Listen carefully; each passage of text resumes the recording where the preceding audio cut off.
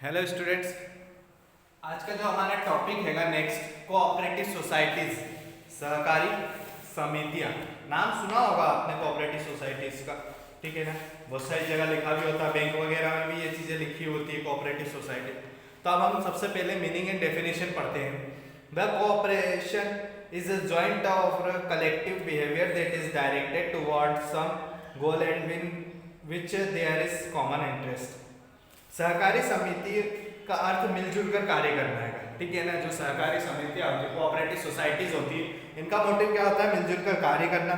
अतः सहकारी संगठन ऐसे व्यक्तियों का संगठन है जो स्वेच्छा समानता के आधार पर किसी कार्य को संपन्न करने के लिए संगठित। आर्थिक दृष्टि से सहकारिता वह आर्थिक व्यवस्था है जिसमें व्यक्ति किसी आर्थिक उद्देश्य को प्राप्त करने के लिए समानता के आधार पर स्वेच्छता से मिलजुल कर कार्य करते हैं। विद्वानों ने सहकारी संगठन की परिभाषा निम्न प्रकार से दी है। अब क्या है? कुछ व्यक्तियों द्वारा, ठीक है ना, समाज के कुछ व्यक्तियों द्वारा अगर कोई काम किया जाता है किसी टॉपिक को या फिर किसी, ये बोल सकते किसी टारगेट को लेकर, ठीक है, किसी उद्देश्य किसी ऑब्जेक्ट को लेकर अगर कोई काम किया जाता है मिलजुल कर, ठीक है, तो वो क्या होता है? कोऑपरेटिव सोसाइटी, समितियां बोली जाती है, संस्था बोली जाती है। आपने बहुत सारी जगह नाम भी पढ़ रखे होंगे। बैंक भी होती है, कोऑपरेटिव बैंक होती है, ठीक है ना। सोसाइटीज होती है, कॉलोनीज होती है। इनमें क्या होता है? उस जगह के लोग मिलकर उस बिजनेस को चलाते हैं।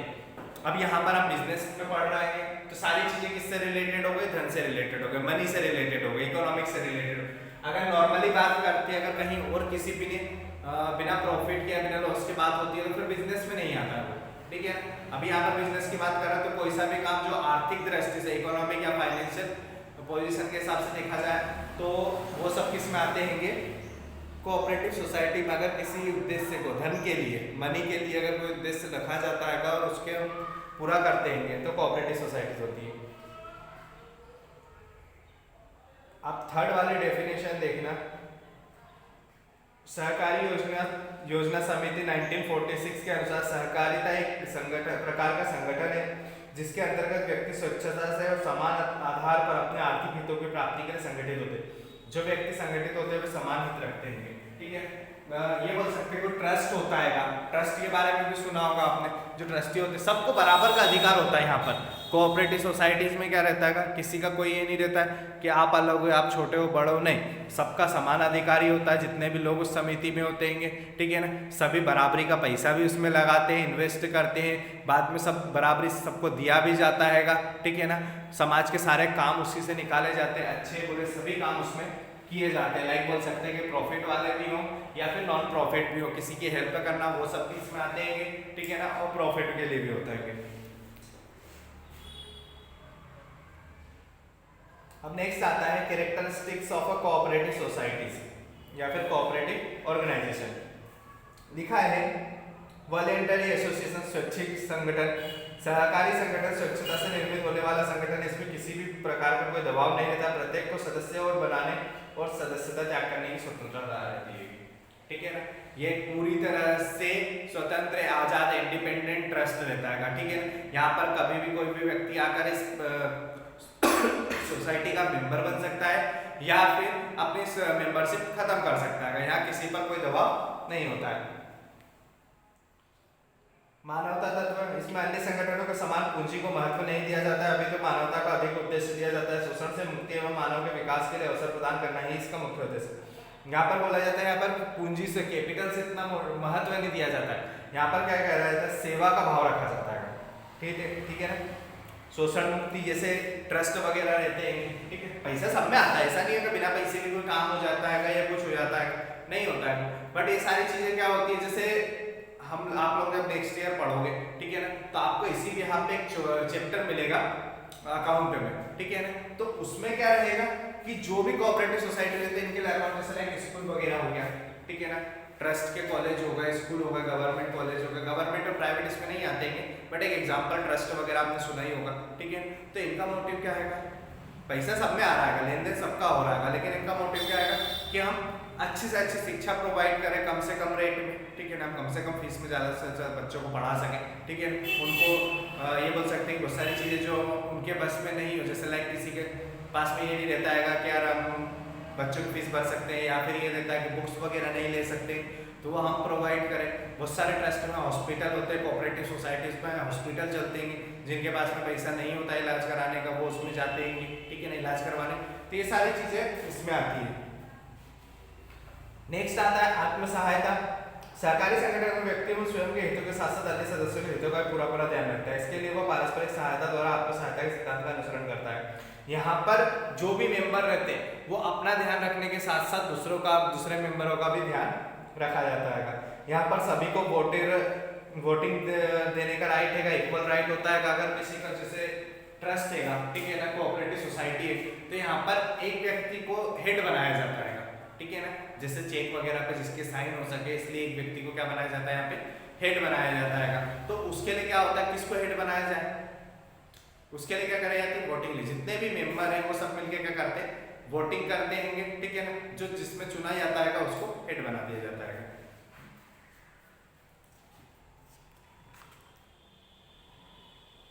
यहाँ पर कैरेक्टरिस्टिक्स हमारे 5 पॉइंट खत्म हो गए। अब हम नेक्स्ट पढ़ लेते हैं formation of a cooperative society. अब फॉर्मेशन आपको एक कोऑपरेटिव सोसाइटीज के लिए फॉर्मेशन किस तरह से होना चाहिए, ठीक है ना। यहाँ पर दो होते हैं, एक कोऑपरेटिव क्रेडिट सोसाइटी होती है, एक नॉन क्रेडिट कोऑपरेटिव सोसाइटी होती है। दोनों के लिए अलग अलग होते हैं ये पॉइंट। पहला दिया गया है मिनिमम नंबर, न्यूनतम सदस्य संख्या। अधिनियम के अनुसार एक सहकारी समिति के गठन के लिए कम से कम 10 वयस्क सदस्यों की आवश्यकता होती है, जो प्रसन्नविदा करने की क्षमता रखते हैं। यह सदस्य मिलकर समिति की स्थापना के संबंध में आवश्यक कार्रवाई पूरी करते हैं, ठीक है ना। जब भी आप कोई ट्रस्ट, कोई सोसाइटी, कोई ऑर्गेनाइजेशन बनाते हो तो उसके लिए आपको क्या चाहिए, मिनिमम 10 लोग चाहिए ही चाहिए, ठीक है ना।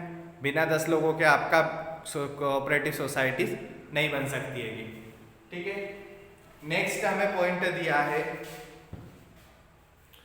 एक्सेप्टेंस ऑफ बाय लॉज, उपनियमों की स्वीकृति। यद्यपि सहकारी समिति की स्थापना केंद्रीय राज्य के अधिनियम के अनुसार की जाती है, फिर भी दैनिक कार्य संपन्न करने के लिए इन सदस्यों द्वारा उपनियम बनाए जाते हैं। इन पर प्रथम 10 सदस्यों के हस्ताक्षर होते हैं। पंजीयन सहायक सहकारी समितियों की स्वीकृति प्राप्त करने के लिए ये उपनियम पंजीयक के कार्यालय में प्रस्तुत किए जाते हैं। उपनियमों की रचना के अभाव में अधिनियम में दिए गए उपनियम यथावत माने जाते हैं।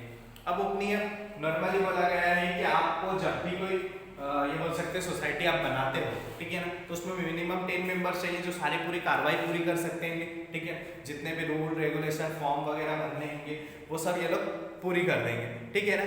उसके बाद भी गवर्नमेंट के जो रूल वगैरह वो हैं, लेकिन इनके लिए भी क्या हैंगे, ये 10 लोग मिलकर जब सोसाइटी बन जाएगी तो ये अपने कुछ नियम रखेंगे वहाँ पे, ठीक है ना।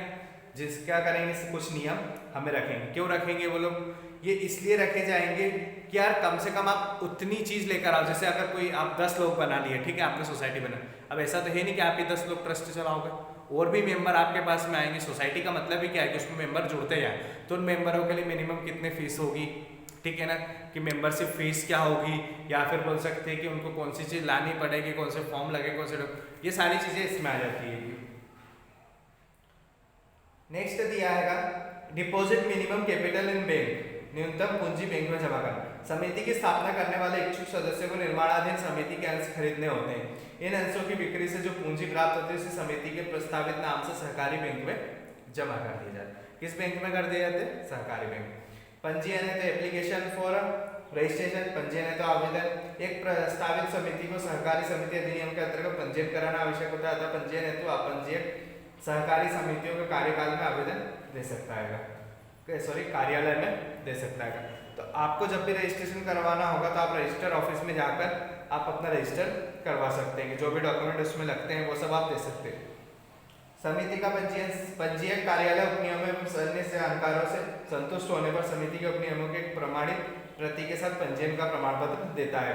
जब आपके सारे डॉक्यूमेंट पूरे हो जाते हैं, ठीक है ना, आपके जो नए नियम आपने जो बनाए हैं कि भैया आप लोगों को एक मेंबर के लिए इतने सारे डॉक्यूमेंट लगेंगी, ये सारी चीज़ें लगेगी, ये सारी चीज़ें आपको वहाँ पर देनी पड़ेगी बैंक में, ठीक है ना। ये सब चीज़ें आप जब रजिस्टर ऑफिस में सारी चीज़ें आप जानकारी पूरी कर दोगे, उनकी डिटेल दे दोगे, तब क्या होगा, आपको एक प्रमाण पत्र, एक सर्टिफिकेट दे दिया जाएगा जिसमें सब चीज़ें लिखी होगी। आपकी संस्था का नाम, मेंबरों के नाम, ठीक है ना, कौन से लीगल आपने रूल बनाए हैं उसमें, ठीक है ना, आपको कौन कौन से रूल फॉलो करने, ये सारी जानकारी उस सर्टिफिकेट में आपको दी जाएगी, ठीक है ना। सर्टिफिकेट हो गया तो आप अपनी सोसाइटी, आपका जो ऑर्गेनाइजेशन, आप उसको इजी तरीके से ऑपरेट कर सकते हो, ठीक है। आगे का हम नेक्स्ट लेक्चर पढ़ेंगे। Thank you.